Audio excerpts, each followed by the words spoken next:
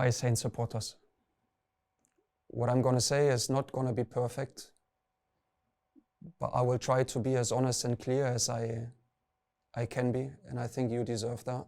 For everything that's happened, I do want to apologize, and I hold my hand up because as a head coach, I am responsible. I am responsible for everything that has happened in this football club. I am responsible for everything that has happened in my coaching staff. I do apologize to the supporters, to everyone who has traveled with us, who has supported us over so many games, to the ones who have shared emotions game by game, who have managed to bring us all the way up to this very end of the season, where we were supposed to play the biggest game of the season. I apologize to the players who have done absolutely everything that they can, absolutely everything in the last 6 months to bring this football club back to where it belongs. They would have deserved to play the final. They would have deserved to play the final with you, just like they've done 2 years ago, and just like they've done in the semi-final against Man City.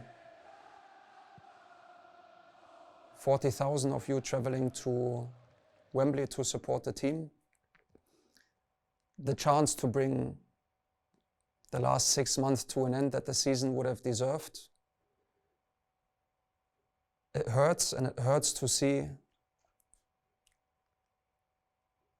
the employees of the football club. It hurts to see the staff. It hurts to see the players who have invested so much in the preparation for games, who have invested so much to leave their families at home to recover and to prepare for the games coming up.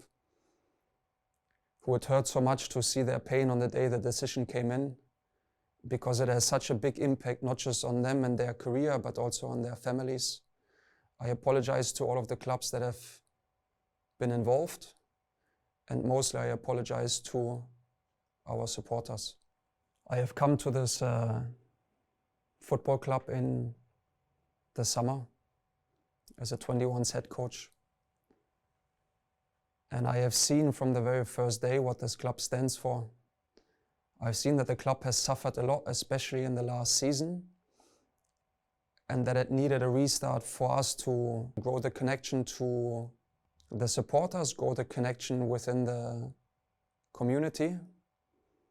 And I felt with the chance and with the trust that I've got from November onwards, I have done everything that I could every single minute of my life to bring this connection back to the club, bring the connection back between the team and the supporters. And I feel that this connection has grown week by week and month after month. Even more so, I am devastated that after 6 months of building that relationship back up, the season has come to an end.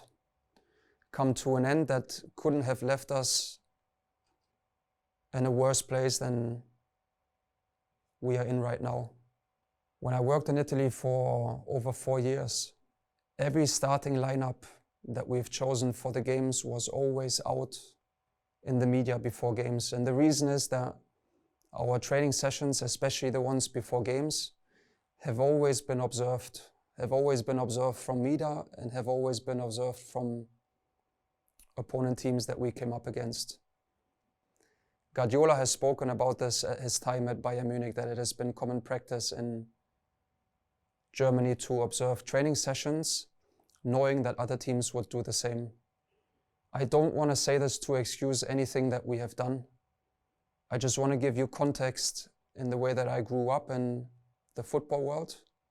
There's different rules in England. There's different rules from the EFL, and I should have known them. I would like to give you context to the incidents that we have been charged with.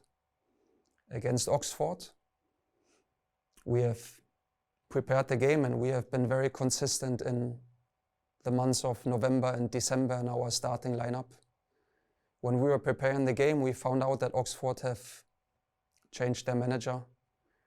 And while we looked into the way that they have played over previous weeks, we've also seen that The interim manager has always, in his previous interim stations, have always preferred a different formation.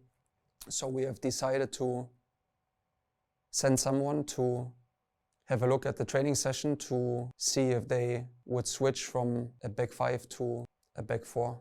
Regarding the Ipswich game, we were informed that Ipswich were training at Eastleigh on the day of the game. When I came into the meeting room 2 hours before kickoff to prepare my pre-match meeting, I was shown the footage for the first time. I've asked it to be stopped, and none of it had any effect on how we played the game on the same evening. When I look back at the preparation for the semi-final against Middlesbrough, we have met and a coaching staff on Monday.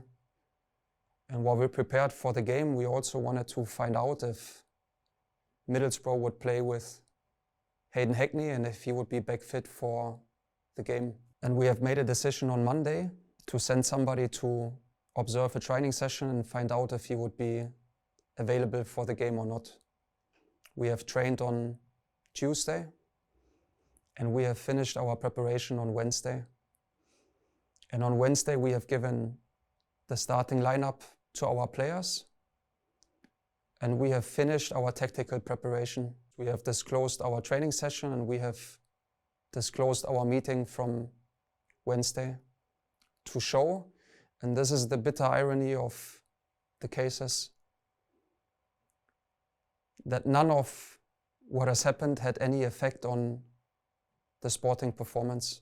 I don't want to use this as an excuse, but just as much as I promise honesty and clarity, I also want to give you a little bit of context. And I think you deserve to have some context to what has happened. It has been the players, and it has always been the players in every single game who have made the difference. It has been the players who for many months have sacrificed everything in their private life to put this football club back to the Premier League. I am a young coach. I have made a mistake and I take full responsibility.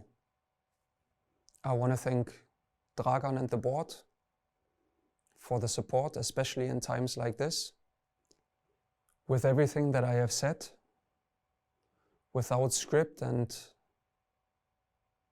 without predefined statement, speaking to you from the heart,